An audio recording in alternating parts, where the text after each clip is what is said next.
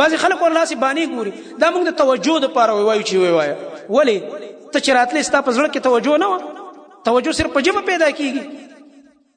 او بل دا چې ته په ژبه باندې دا کوم الفاظ وې نو یا خو دې کې دوه خبرې دي په دوه کې به یو کاري یا خو ته د دې خپل عمل اطلاع ورکې چاته الله تعالی ته او الله ته د اطلاع ورکولو ضرورت شته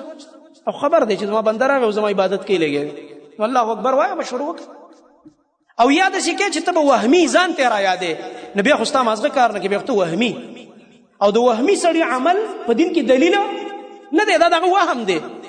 دا وهمي بیا ته یا منټلی طور باندې ته چې کوم دی ډسټرب ټیک نه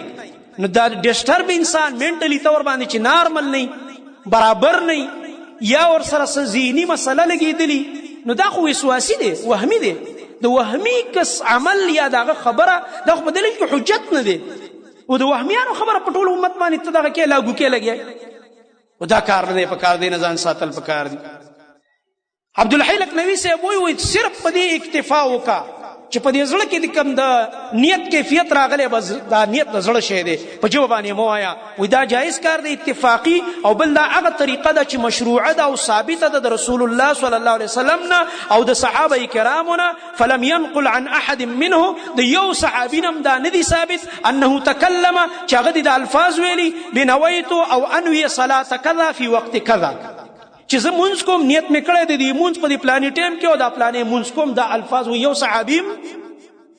صحابیم نه دي ویلي د کېږي به